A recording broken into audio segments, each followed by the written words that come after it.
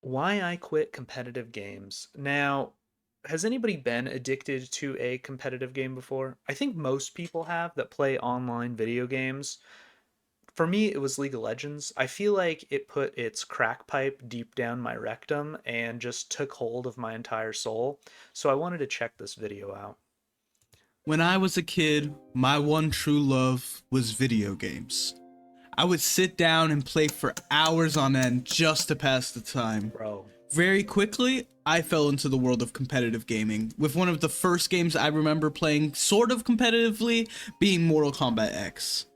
I was like 12 or something, so I would just basically spam the same move over and over until the guy hopefully died.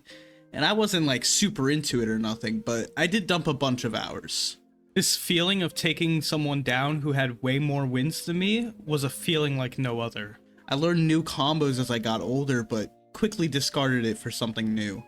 This and I think that's how these competitive games actually get you, right? Is you lose a lot, right? I feel like you lose a lot more than you actually win. And when I think League of Legends, it's like, now I have like a 50% win rate or so, like depending on the elo I'm in. But when you first start out in these games, you lose a lot. And when you finally get that first win after like hundreds of games of grinding or multiple games grinding, it feels so good. It releases like a serotonin blast, like straight to your cerebellum. And then that's how this like addiction cycle begins. this was only the beginning of my descent into degeneracy and was Mm. mostly innocent. My first true addiction was Overwatch. I had dumped hours upon hours into this game, learning strategies and improving my aim just to one day reach platinum. Every update to the game, I was right on top. Bro, I remember back in the high school days, well, this is a little bit after high school. I was so convinced I was going to be a professional League of Legends player. I saw so many people making millions of dollars, thousands of dollars at the time, and I wanted to be that so badly. And I thought if I just played good enough, I could be there. Obviously, that was a delusional thought now that I look back, but I wanted it so bad. And something that's weird is like so many people want that so bad, right? Because who wouldn't want to play video games, as a job? And who wouldn't want to play their most addicted one? It's like if you got paid to do meth. Of every buff, nerf, map change, I was so thirsty for this game. At school, I would just think about sinking all of my hours into Overwatch. And I did, until my grandma would come into my room for the third time and beg me to stop. Hmm. I really enjoyed this idea of queuing up with a bunch of random teammates and making the best out of the people given to us. Sometimes you would partner up with a group of people for the night and you guys would end up having the time of your lives, cracking jokes and destroying enemy teams to never even talk to each other again. But eventually, Bro, I met my friend group in Lord of the Rings Battle for Middle-earth 2 on the Xbox 360. If anybody hasn't played that game, it is a strategy game taking place in Lord of the Rings, obviously. And man, that was my first like hyper addictive game. I played so many hours of it. Uh, Freaking Elf Race, Master Race, like to cheese with Arwen and Elrond for the champions. That game alone consumed probably 2 years of my life. I met all my friends there. We still play together after 20 plus years, and I still treasure that as like one of my favorite memories. I said 20 plus, I meant 10 plus. But we still play together to this day, and it's one of my most treasured things. Like, even though I'm not a professional gamer, I made lifelong friends from gaming, and that makes it kind of worth it. these things stopped mattering to me and I set my mind on the goal of getting to platinum.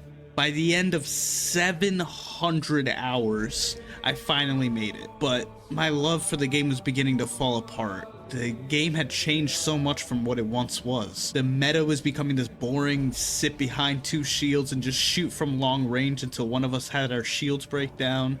Also, this grind for competitive points just took out most of the fun parts of the game for me. I always enjoyed switching up my heroes often and trying out new strategies that were unconventional. but to get to platinum, I just hard made mercy until I There it is. You have to one trick. That is the secret sauce to getting elo. The highest rank I ever was in League of Legends, don't want to flex, Diamond 5, hashtag swag. Here's the thing. I think if you play enough games in League of Legends, anybody could get Diamond. That is my genuine opinion. I do not play near enough to ever do that again, but that was the highest rank. And that was like probably the peak time where I was fully convinced I was going to be a professional player, right? I had that Diamond 5 brain, but I also did it like two tricking like Talon and Fizz all the way to, Diamond. So I feel like I was a cheeser head anyways. And I mean, thinking back, like how delusional can you be? But as a kid, you don't think about anything else about being of other than being at the top, right?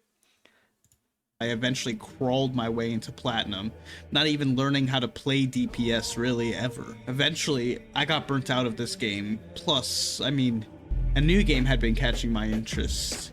It was my new obsession, Fortnite. Fortnite was one of the worst things in my life. My obsession with Fortnite was a tumor attached to my brain. I would wake up thinking about getting on the game, go to school. I mean, think about the influence of Fortnite on an entire generation. It Thinking of like Ninja and all these other big streamers, I feel like this is the time when like streaming and like gaming like culture and like watching gaming took an entirely insane turn. Like it was on the rise before, but Fortnite completely like exploded it. I never personally played Fortnite, but it affected the culture so much. We raised a generation of people like strapped to twitch.tv watching somebody trying to, get kills and just be the best, right? And that creates like this institution of kids that also want to be the best. And hey, if Ninja can do it, I can also be the best, because at the end of the day, I think everybody is their own main character in their life.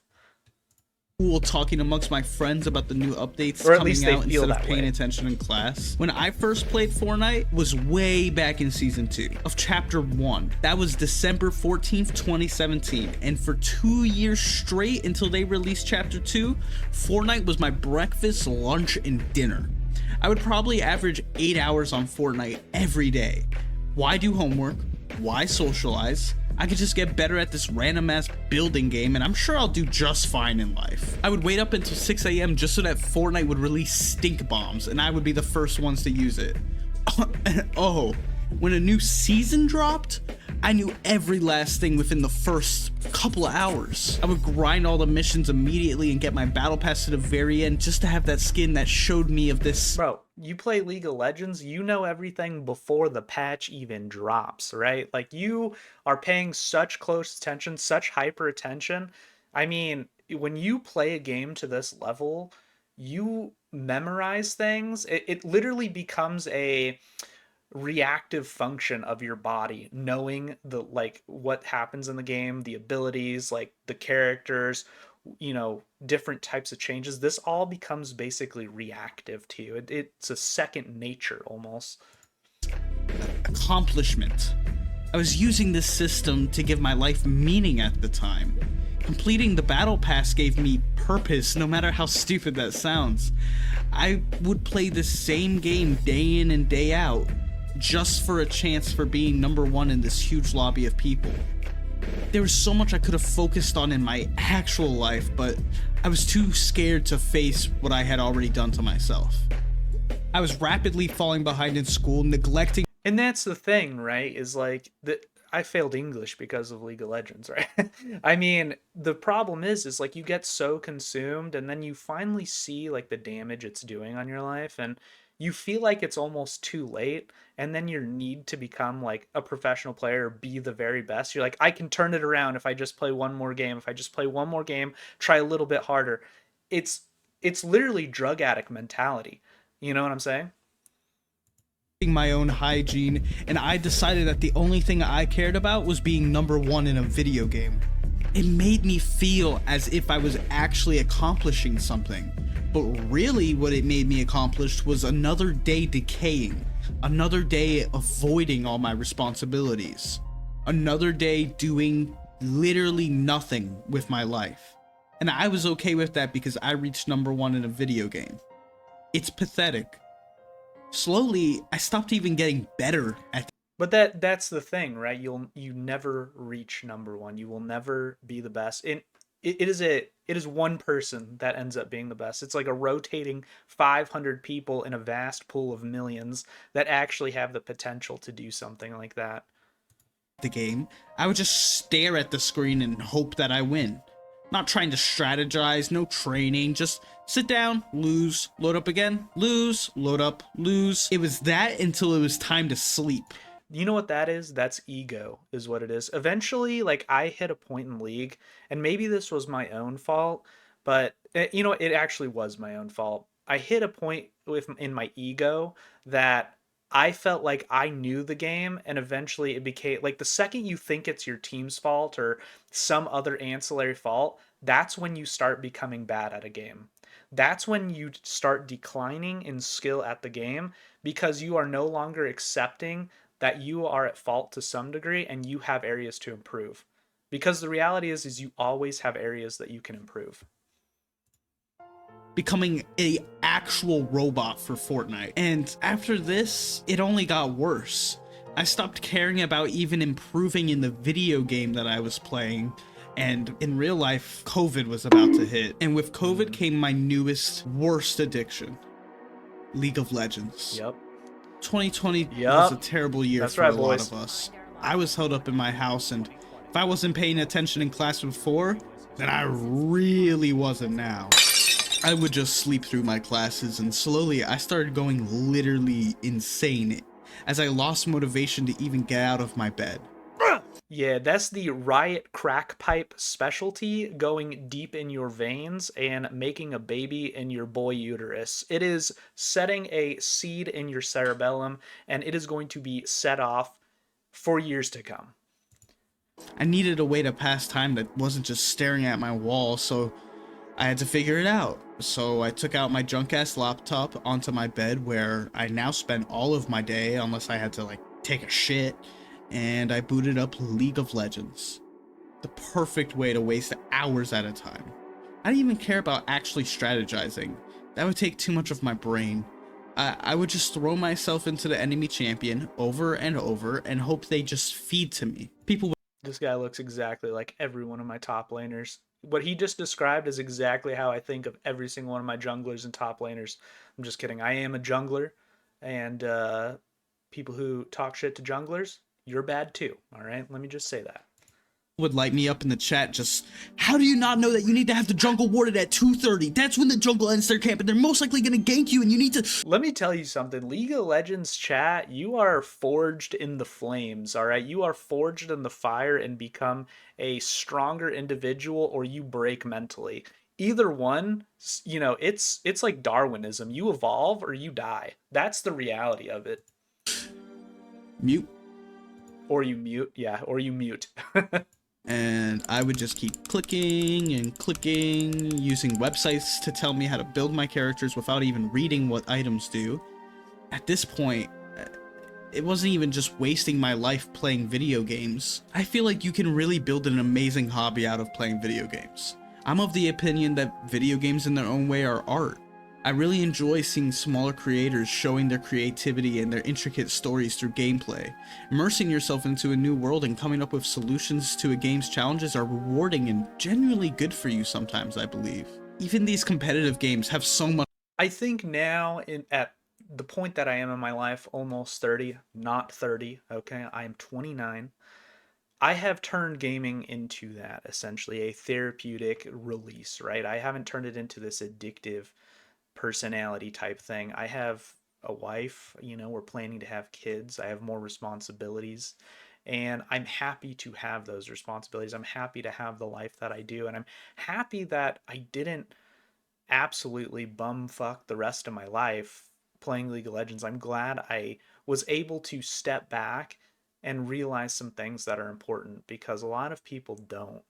I'm very lucky to realize that. And I still play League of Legends. I love the game. I do. I like playing it. I like the competitiveness to it, but I know and set a barrier for myself to know that look, at the end of the day, it's just a game. Like, you can try your best, have a good time, but life is much more important, right? Much to them, learning strategy, knowing when to take cover, when to go in for the fight, what items work well together, what times are best to strike, improving your accuracy, even cooperation amongst your teammates. But this isn't why I was here. I was here because I was depressed.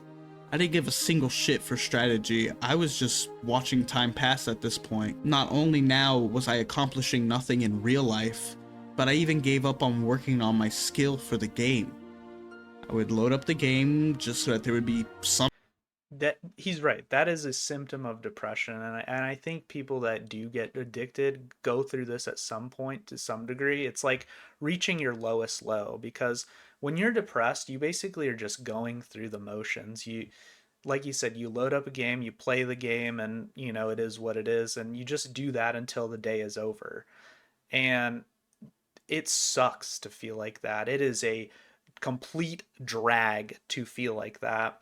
And that was a wake up call for me personally when I started to feel like that. I was like, I cannot do this every day for the rest of my life.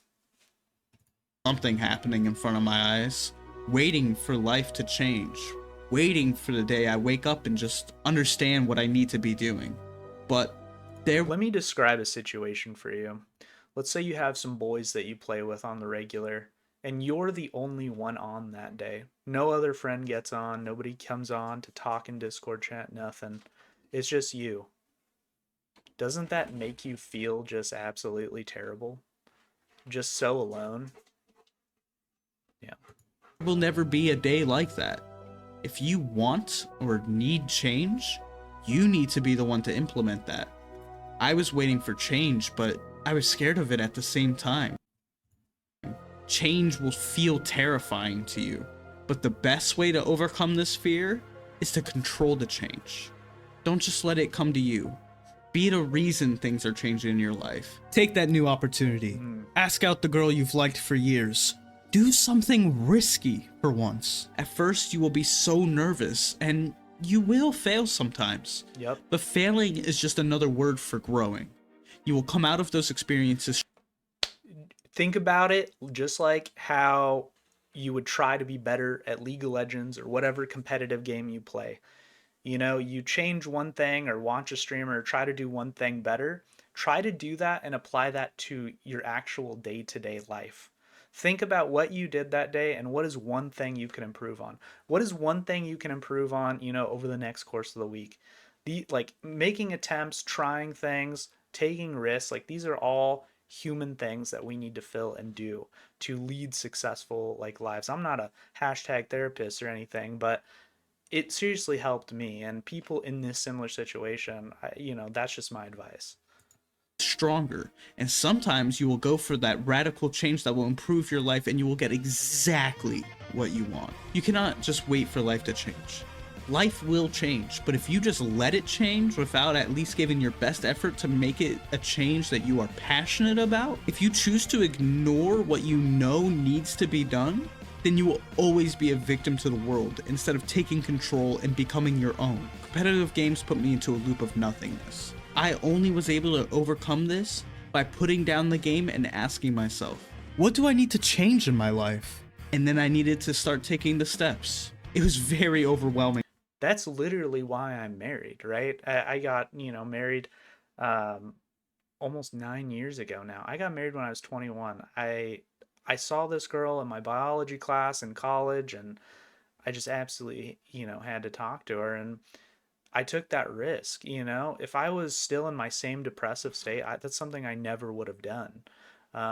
This was like when I was kind of coming out of my shell a little bit and kind of backing off League of Legends a little bit. And I was just like, one day I just said, screw it, doing little things like this, like eventually it'll pay off for you. It might not be the first time or second time, but keep trying. At first, it was a long journey. I felt like I was already so far behind. I didn't even know what I cared about anymore. One step at a time, though, I learned myself. and I grew out of this phase of my life where my self-worth came from video games. I learned just how important change is to life. I can't keep trying to do the same thing forever. I need to expand my knowledge and change the pace as often as I can, or else I can turn into a robot doing the same thing day in and day out, and eventually, one day, I would pass, feeling nothing and contributing nothing.